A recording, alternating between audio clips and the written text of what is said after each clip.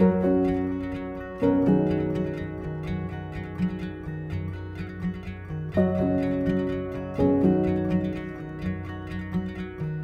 right, guys, we're just getting started this morning. We're gonna have breakfast and then we're headed out and we're gonna do some more garden work today. Ooh, we're using real plates today. Hey guys, today's video is sponsored by P.O.Box. And we'll talk about P.O.Box and see what they're all about a little bit later. Bernice, good morning, Bernice. Yesterday, we healed up our rows here. We got that going, we finished it, which is great. We had Lorraine's parents here that helped us out. We're continuing to prep our garden. We really don't plant until Mother's Day. So we have some time when we start planting everything, but there's some things that we can still plant right now. I'm hoping to work on that brooder also today, but we're gonna maybe hopefully do just a few rows so that way we can start planting. Recently, P.O.Box sent us out a box of meat. So we haven't opened it yet. Let's see how this thing is packed. It's cold. The meat is still frozen.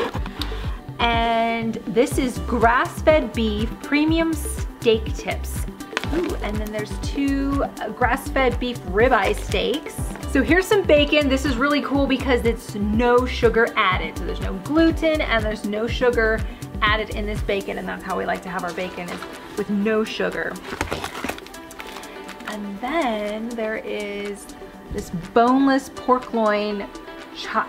Even though we raise a lot of our meat here, I think it's important to acknowledge that these type of companies exist, such as P.O.Box, because they're bringing quality meat to the people. And because we don't grow our own beef, and we just don't have a big enough property for that, they have the beef. All right, we're eating some P.O.Box meats tonight. This is their grass-fed steak tips, and this is actually our second package. We ate the first one so quickly we didn't even film it, but it was so good. The first one we had with some steak and egg tacos. That was really good. This is on the barbecue. Nice and tender. Yeah. Awesome. Just put it back. That'll be mine. Right now, if you subscribe, you get free ground beef. Guys, they're doing a promo for free ground beef. It's convenience, right? That's what we all want, is convenience, and it delivers right to our doorstep. So if you want to see more about that, link is in description. Guys, weeds are no joke. That's what we've learned here in the last 5 years. No matter what you do, you put landscape fabric, you put used brown bags, you use cardboard, you use wood chips. The nature, grass, weeds, they don't care about your feelings. They don't care. They're gonna grow no matter what. We're gonna be doing something a little bit different this year in our garden. We're gonna be putting landscape fabric on our rows to combat those weeds and those grasses that we don't want.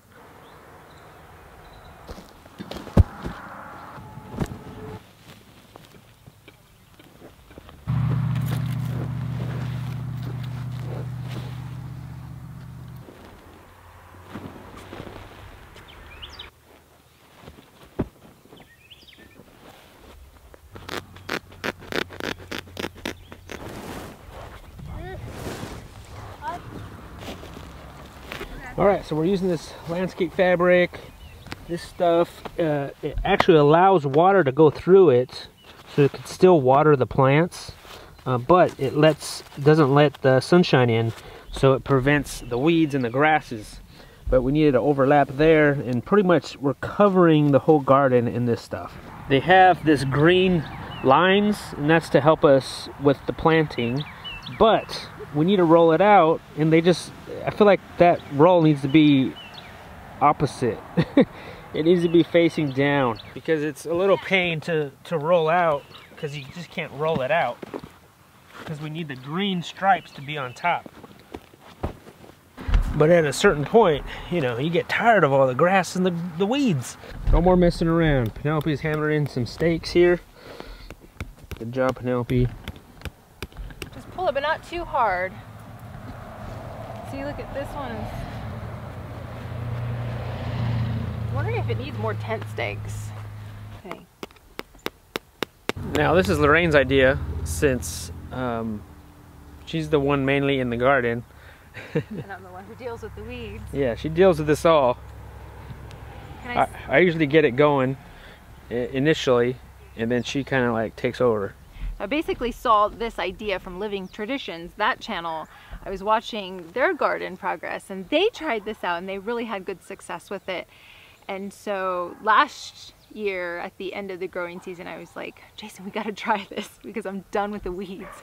So we're trying to cover the rows because it's gonna get grassy, it's gonna get weedy. But then we have a lot of volunteer flowers, so now we're not gonna have those. Yeah, but that's what we complained about last year, Yeah. was that we had all these volunteer flowers that were in the way of our growing and are actually growing food. And so we were like, they're so pretty, we don't want to uproot them. But we should have, because they were just in the way. This landscape fabric is 4 feet wide, and it's 300 foot roll.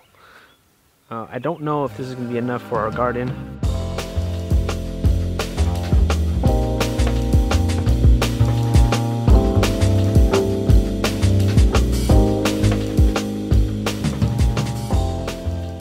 All right, we finished.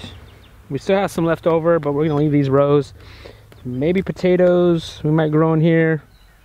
But what do you think? I think it looks different. It doesn't look like a beautiful country garden. It looks like, whoa, what are you growing here? What are you doing? Yeah, it's more of a, looks like more of a commercial garden. So I don't know, guys, we'll see how this goes. First time using this type of fabric on the entire garden like this. But really, guys, we're sick of the weeds. All right, on to the brooder. Been trying to chip away at this brooder the last few weeks, just kind of little by little getting it done. I got the 2 sides up, and then I need to do the 2 end walls. Now, the 2 end walls are gonna come up like this. This is what the roof is gonna look like. Again, this is what I'm thinking initially. And so how do you find that point, right?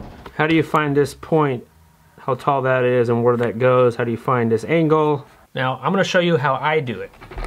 All right, so now I use a program called SketchUp, and I'm just comfortable with it because I did 17 years of this in an office prior to living here. All right, SketchUp is open. And this is just going to be an end wall. I'm just trying to find the measurements on this. We're going to go 36 inches, 36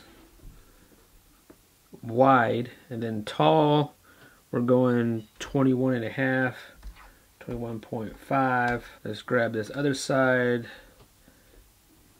21.5, boom.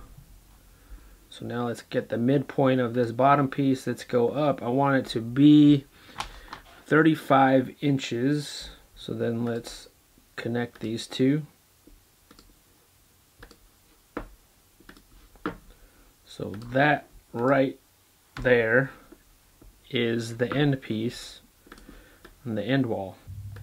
Just drag that there. That's 3 feet, 1 foot, 9.5. Grab the midpoint there. Let's go all the way to the top there. And so that is 2 foot 11. So there it is right there. That's pretty much my pattern now for the 2 end walls.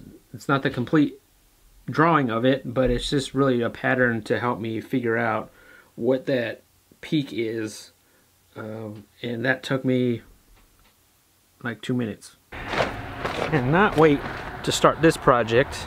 And I'm hoping I can start that after the brooder.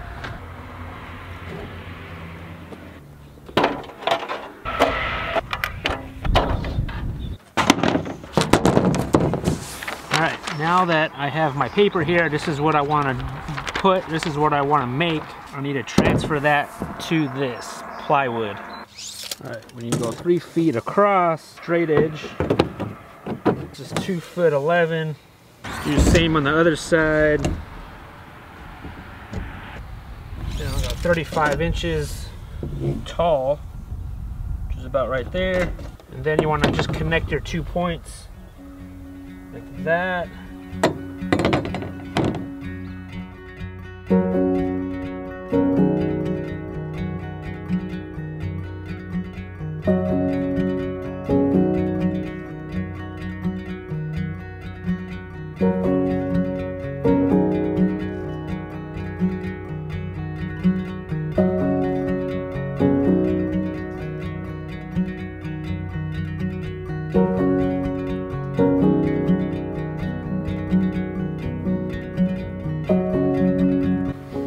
Alright, so there's our template.